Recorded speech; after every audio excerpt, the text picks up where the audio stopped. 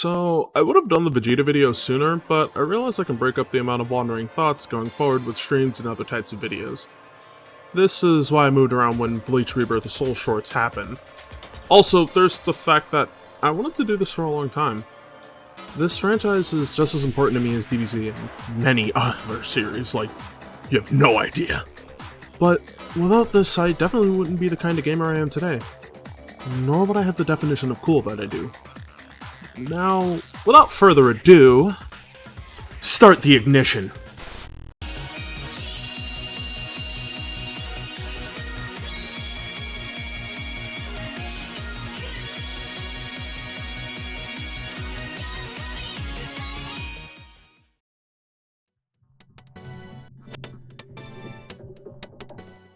Oh yeah! That was great to do.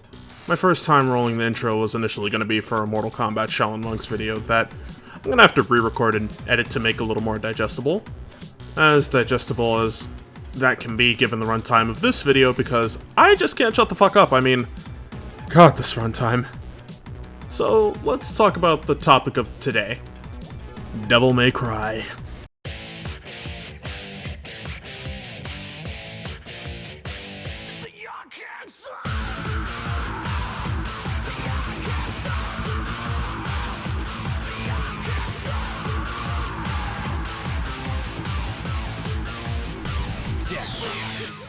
Yeah, just going off the video thumbnail and title, you can tell I've been waiting to do this, and I can't wait to get started. But let's get into some things first. This isn't just a one-off, this is a marathon of sorts. I'll be covering all the Devil May Cry games in the main timeline in release order. So yes, Devil May Cry 2 is after this, even if I don't want to, but the marathon wouldn't be complete without talking about it. Well, stick to that in the next video, trust me. Moving away from that, I can say this will be a long-term project, so don't expect these videos all the time. They'll happen when they happen, and I don't want to burn myself out. Before we move on to all the major stuff for the rest of the video, I just want to say, DMC Devil May Cry will get its own video. I don't hate the game as much as I used to back when I was younger, but that's a topic for a different day, and trust me, we'll get there when we get there. I'll try to break these up with wandering thoughts and many other things in between. Until then, I just want to ask a quick question for the uninitiated. What is Devil May Cry?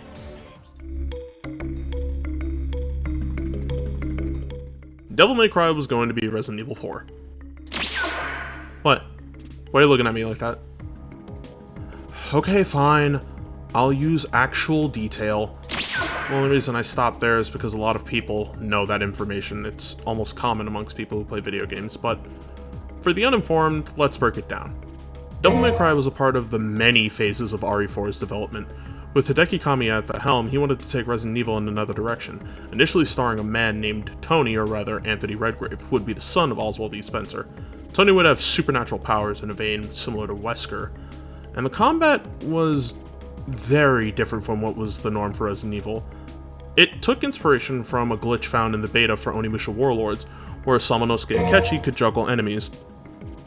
With that, it was clear that things had deviated from what RE combat was so much that Kamiya and his team were named Team Little Devils, while the game they were working on then became what we know as Devil May Cry.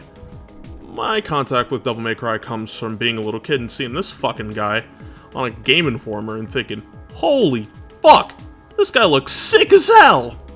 Breaking down the door and living in many a PlayStation 2 on August 21st, 2001 in Japan, and October 17th of the same year in America, Devil May Cry was met with insanely positive reception, getting 9s from major game review outlets at the time. Honestly, it's crazy to think about it back then. I was a fucking kid. My ass played whatever I thought was cool, and damn was this game fucking cool. But before we talk about what makes Devil May Cry cool, let's get into the plot.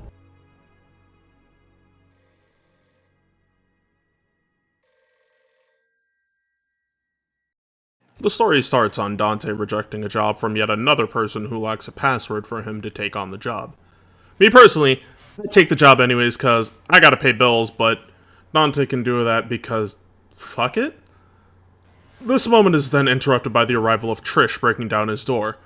To me, this is kinda wild because who the fuck does this to someone on their bike? Guess when you got it, you got it.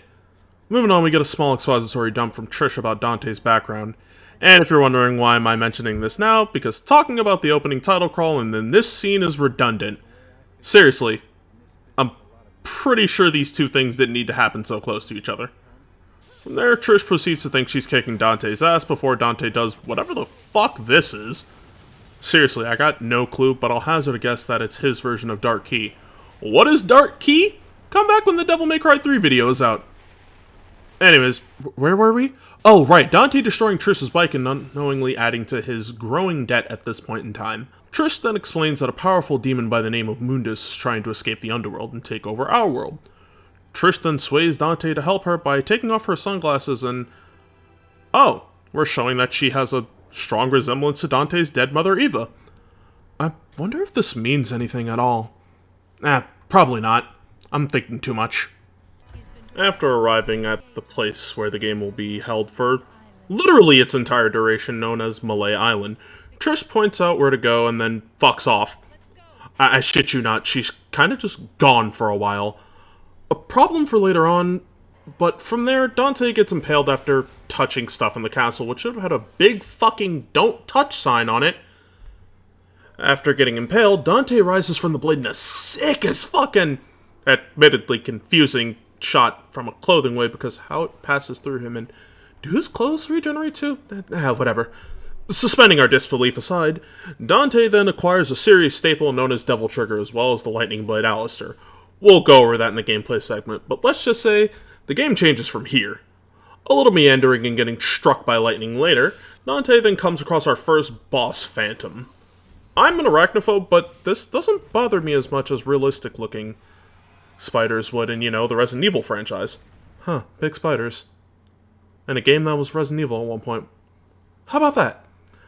But moving on, it's like, Phantom is definitely a big fucking spider. But I don't feel the ancient gods setting off my fear of flight syndrome. With that being said, Dante's shit talking to the eight-legged freakins and Phantom retreating. Well, damn, that was kinda lame. You'd think he'd do more. Motherfucker! After that, Dante makes his way deeper into the castle, stopping on his way to fight the concept of darkness in the form of an angry-ass cat named Max. Yes, I'm calling it Max from now on. It is no longer Shadow. Max. After that little avoidance with rabies minigame, Dante then comes across a mirror in which... oh, that's just a mirror clone. Me personally, if I was Dante, I'd simply shoot first and ask questions later, but that'd work in something where logic and rule of cool didn't exist. However, this is no ordinary mirror clone. This is our rival for the game, Nero Angelo.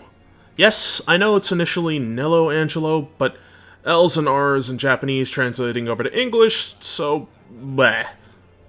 We go outside and engage in a sick and as fuck 1v1 against Nello Angelo. I'm talking, this shit is fucking great for our first 1v1 against someone your size type fight in a 3D action game I've played.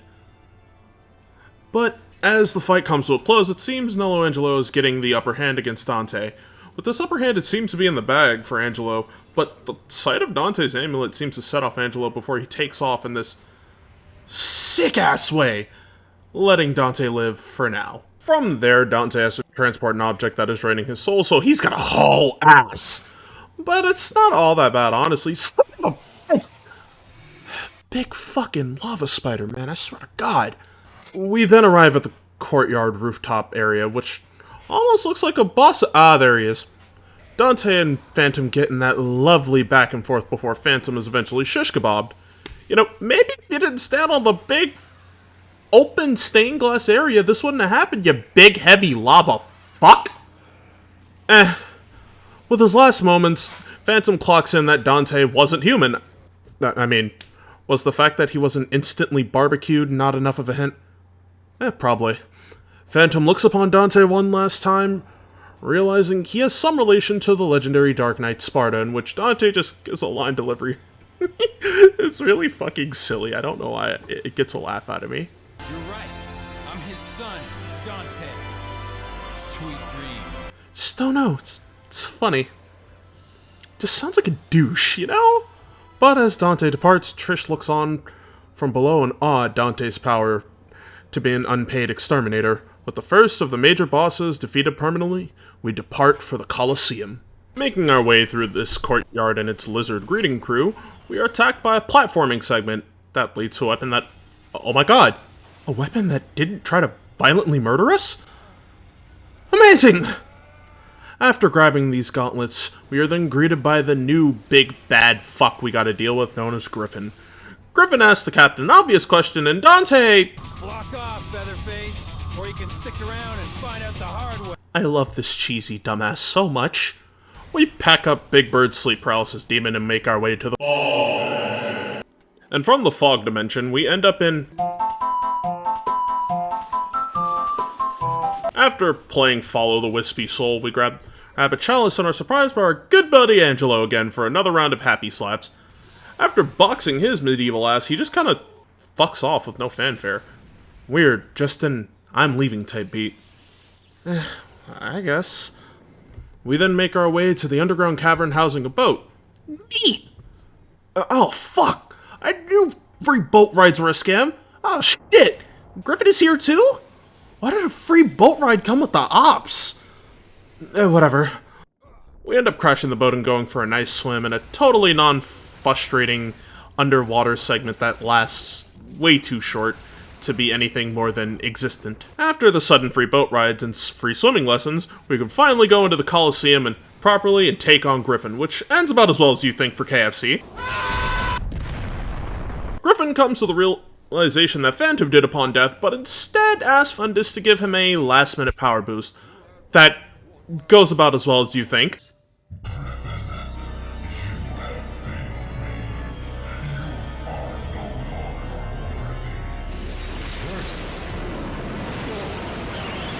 Trish decides to join us from her trip at Starbucks or wherever the fuck she was, and we get an oddly angry moment from Dante, mad at Mundus for killing one of his own, and also reminiscing on the past of his lost family, but it's not odd that he was mad about that, it's odd that he was mad about Mundus killing Griffin. I mean, dude, you were about to fillet him and turn him into free wings, what the fuck are you on about? Whatever. It's nothing to lose sleep over. Trish pieces out to her Capcom-sanctioned blonde coffee break with Zero, as Dante collects the needed area progression item and... Oh shit, it's nighttime! Sorry, that's just a detail I really like. Good old passage of time in game, you know? Great shit like that. We make our way back to where we fought Phantom only to be met with Nightmare. The giant living pile of God knows what. We promptly deliver an ass whooping to it and make our way to the mirrors that are just here now. Seriously, these would have been great earlier when I was here, but, you know, fuck it. My bitching aside, we do a little mirror hopping and come across the Frost and the Moonlight, which is probably my favorite of the regular enemy intros. Seriously, this shit just looks so good. PS2 magic, what can I say? Going from the best demon to... Is that a T-Rex? Oh, fuck, Parasite, he was coming back to get me! After crushing the soul of some poor archaeologists out there, we make way to grab some Quicksilver, and what in the actual... fuck it, it's a cool name. Using it to open another locked door that, in hindsight, how the fuck would you get here normally as an inhabitant of Malay Island? Leave the door open? Not that it matters, honestly, just an honest question. But we make our way inside, only to find our friend Angelo's waiting for us like the smoke demon he is. Dante approves of his attitude, and we get Angelo unleashing his power and revealing he's also a man of silver hair. And I'll just say this now, I think this was an underwhelming as a fight. It's weird, I thought Angelo 2 was harder, but I guess the want for smoke made him weaker? I don't know, man. With Angelo's defeat, he explodes into the waves of the blue, leaving behind an amulet identical to Dante's, revealing that Angelo was Dante's long-lost twin brother, Virgil. If you want to know more about Virgil, come back in a month or two. With that reveal, we also get the not-so-shocking twist that Trish is working for Mundus. To be fair, when I was 4 years old, I could tell she was working with Mundus. I mean, dude, she kept fucking disappearing. And that Phantom cutscene, way too obvious. With the defeat of Angelo, we acquire the perfect amulet, the plot device needed for the last half of this game. And we also get the awakened form of the basic starting sword Force Edge, known as Sparta. Time for a little issue I have with obtaining Sparta. In this game, Force Edge doesn't give you access to Devil Trigger, but both Alistair and Ifrit do. Sparta in-game does have DT, but it is locked to the final boss only! Even then, it works just fine shown in regular gameplay, for the sake of satisfying the 4-year-old within, and because I believe it deserves it, I use a trainer to unlock the usage of Sparta's Devil Trigger outside of the final boss for this part of the game. Given that it's the end of the game, I feel it's fair.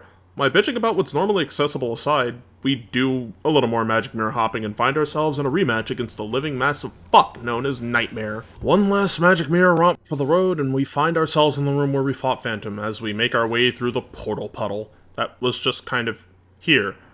I assume it has something to do with Nightmare dying here, who knows.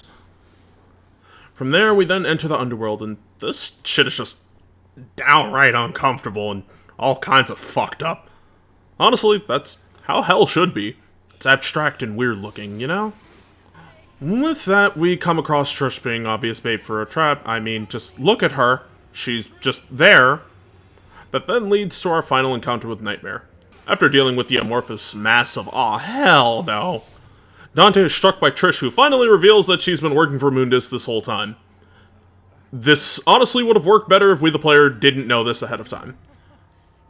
After wiping the floor with Nightmare one last time to scrub out that little bit of health, his death sets off some beams from his body that has Trish about to be crushed by some falling debris.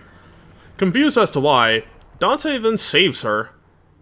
Trish makes it clear that she shouldn't have been saved in the first place, and honestly, I kind of believe so too, but we're not going to talk about that. She gets better later, trust me. The man himself makes it clear. How many closer, you devil? You may look like my mother, but you're nowhere close to her. You have no soul. You have the face, but you'll never have her fire.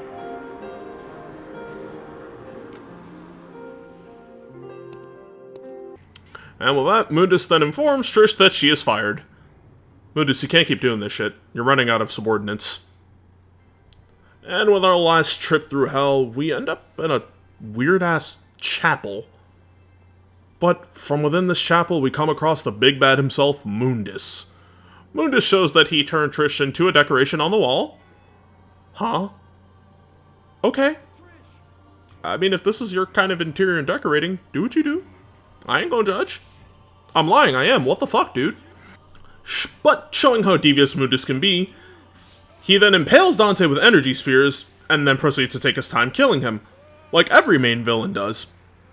But before he can finish off Dante, Trish jumps in the way of the blast. With the death of Trish, Dante becomes traumatically angry and decides Mundus has to die. Honestly, that's fair. If someone that looked like my mom died after I'd watched my mom die, I too would get furious. But with that, Mundus then gets up and does what I can only describe as the first domain expansion I have ever seen. Seriously, the shit is just out of fucking nowhere. It's sick as hell, but hey, I got nothing. And then Mundus proceeds to say this?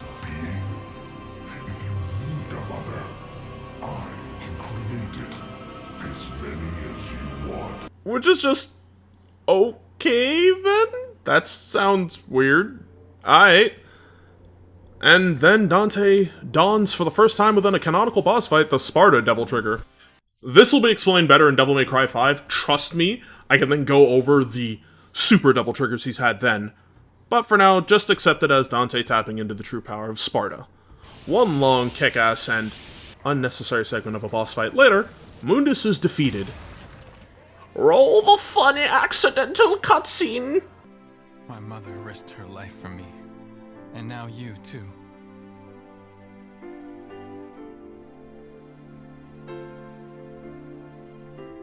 I should have saved you.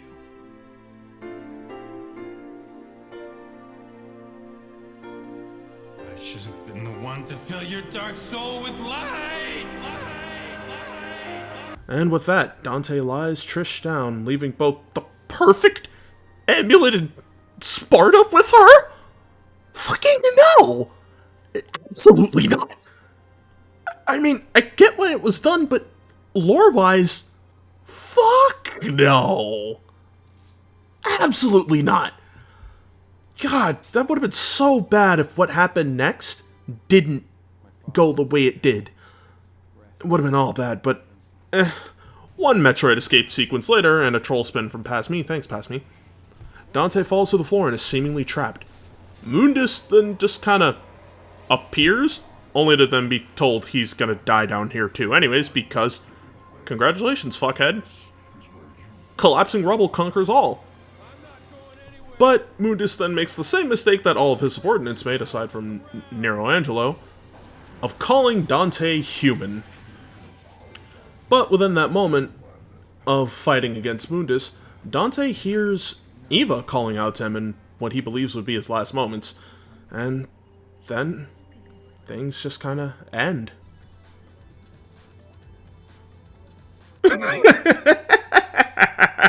Nah, I'm kidding.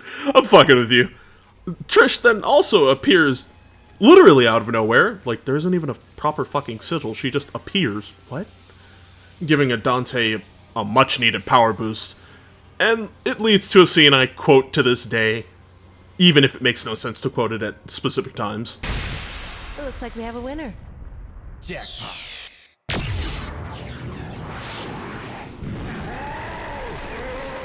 Dante then mentions something about having a son that, to this day, definitely doesn't exist. That shit you not, Virgil's the only one with kids, huh? Like, that's just weird. Mundus is sucked into the void, and Dante and Trish embrace each other and get really close, and then Dante says, crying is something that only humans can do. You know, tears are a gift of humans, and devils never cry. They then stare at each other a little too long. Please stop. This is really weird. Oh, the plane! Wonderful! The mandated Kamiya vehicle segment happens, and then Dante escapes safely on the plane, returning to Redgrave City together. I'll just let this scene rock because I fucking love it, and it's the best way to go about things. Devil never cry. Yes. Okay, great. Where's the place? We'll be right there. This one has the password. Sounds heavy.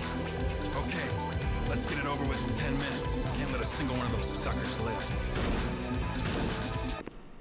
5 minutes. More than enough. Now that we've gotten the plot that I totally didn't stretch out with some footage out the way alongside some really bad jokes, let's get on to the thing that I love about this game, alongside its gameplay and story, and that is the presentation.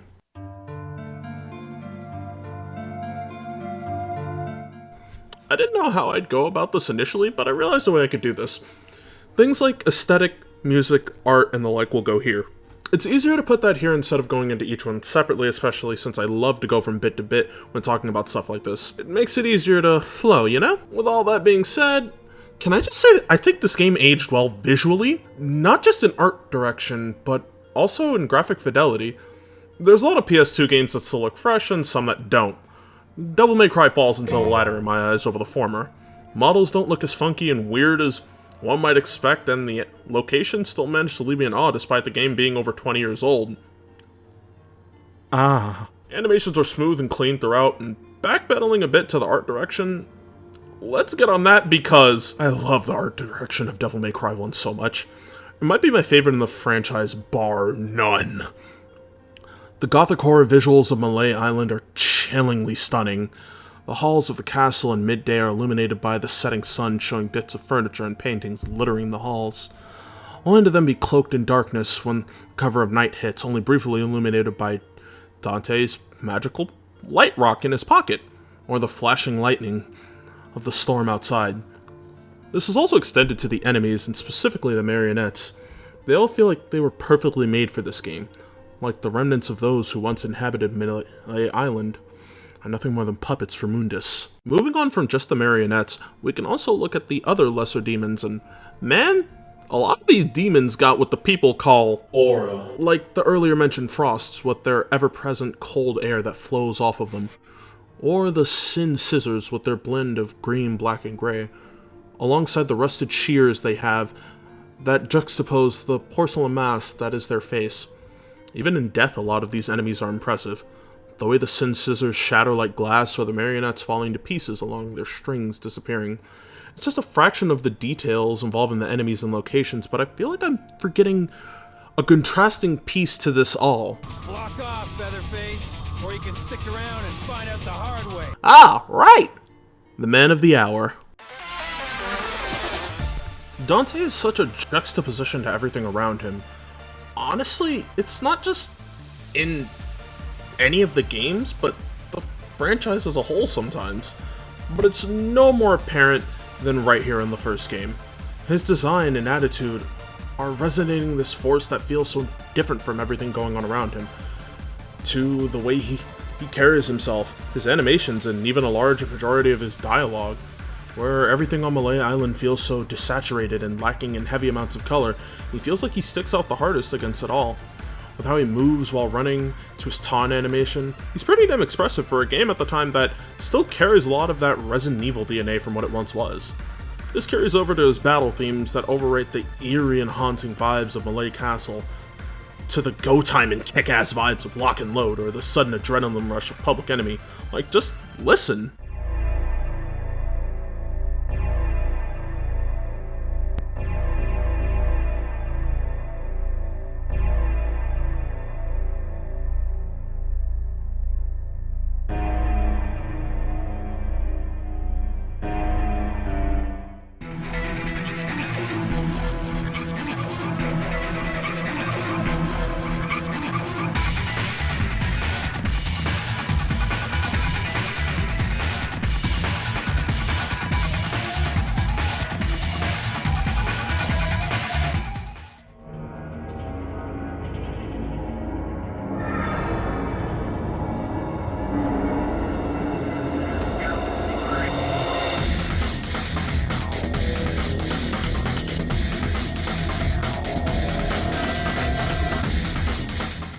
That also goes for the boss themes.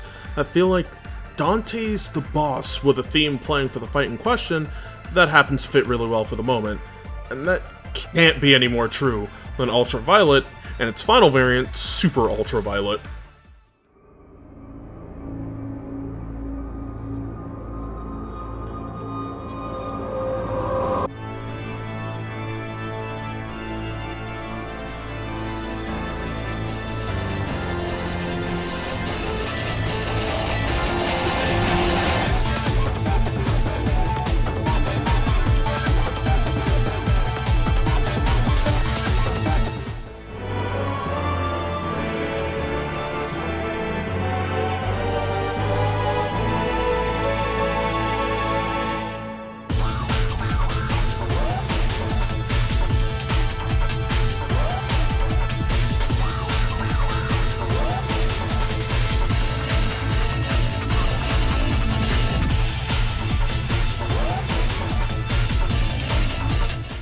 Overall, the presentation of the game is fucking great!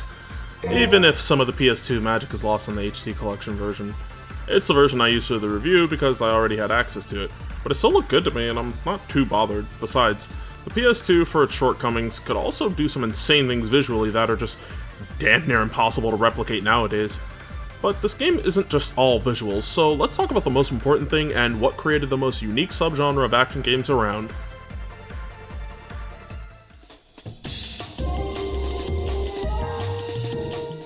Devil May Cry's gameplay is something that, for this starting off point, is so simple by comparison to the future stylish action games that would come after it. As an action game, you have your melee attacks and your range attacks, so let's get into those at their base. Triangle will do your melee attacks as your close range option, and these are pretty satisfying to use, especially depending on the weapon of your choice, while holding R1 and pressing square will fire your guns. You can change your guns in the menu, as well as your melee weapons, but you can also just click R3 to change melee weapons. This only works with Alistair and Ifrit, so keep that in mind if you want to use Sparta later on. Just a thought. And before getting into the individual weapons, I think we should talk about something that complements them. You have a score system. Like, it's a ranking for your performance in combat and on stages as a whole. These are shared terms of naming convention across them. From dull, to cool, to bravo, to absolute, to that sexy, stylish. When it comes to the stages, it's about the time taken to finish the stage, the orbs collected, and your combat performance overall. And speaking of combat, it'll depend on how you use your weapons. You have swords and Ifrit. Why did I say swords and not just label them individually? Because learning Force Edge, Alistair, and Sparta is essentially a damage climb instead of actually learning individual weapons that have their own unique traits. So, let's move on to a mechanic that I've brought up a couple of times, and that is Devil Trigger. You're probably wondering, what the fuck is a Devil Trigger? Is it that song I've heard? Yes and no. Devil Trigger is the unique sauce in the Devil May Cry franchise. It runs off of this little meter under your health bar after you get Alistair. You get a sick temporary design, a stat increase, as well as minor health regeneration. In this case, we'll focus on Alistair and Ifrit, since you'll spend the whole game with both of them. And obviously, on a first playthrough, I assume you wouldn't be playing with a modded Sparta that gives you access to the Devil Trigger once you get it, outside of the final boss, that is. Anyways, Alistair is your slashy, faster weapon with the electricity element. Its Devil Trigger will grant an insane running speed boost that, compared to your normal run speed, I mean, just look at him go! However, on the opposite side of things, we have the flaming pair of gauntlets known as Ifrit, where its focus is big fucking damage. The Devil Trigger for Ifrit increases the damage to damn near ludicrous degrees of... oh yeah, big damage. In Devil Trigger, both weapons have obtainable DT-only attacks that are useful. Alistair's are useful in my eyes. For Alistair, we get Air Raid, which is just... I see you, Zap. And for Ifrit, we get Meteor, which is also just... yeah, it's honestly about it for those. Items to increase your health in Devil Trigger meter, as well as more techniques such as a double jump, can be acquired at the shop by spending this thing called Red Orbs. These are just funny looking to me. Can't explain why. They just got that energy. You know? Moving on from the melee weapons, we can talk about the ranged weapons. And by talk about the ranged weapons, I just mean Ebony and Ivory and the shotgun. Why? The grenade launcher exists and Nightmare Beta drains DT. That's just a no-no in my eyes. Never use that gun. There's also the needle gun that exists for like 3 minutes and a meh controlling underwater segment, and then you'll never see it again. Ever. But moving away from those, Ebony and Ivory and the shotgun exist in a vein similar to Alistair and Ifrit. One focuses on speed while the other focuses on power.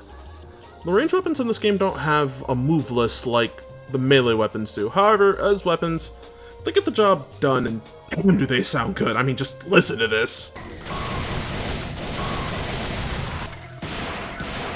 However, a lot of the gameplay isn't just smacking the shit out of demons to get red orbs and that beautiful S rank. Oh yeah. It's also about collecting the needed items to progress to the eventual boss encounter or to make your way to the next mission. It's simple yet effective structure, you know? Not too difficult to understand, but not too easy to fall asleep to. The game never has any real brain teaser type puzzles on where items go. I will admit though, I did get lost a few times here and there, and that's just because I think the layout on Malay Island is a wee bit confusing.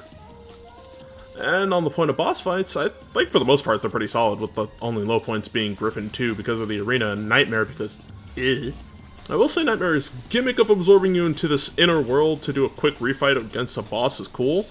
There's also the upside of getting a shit ton of orbs out of it, but, you know, that's besides the point.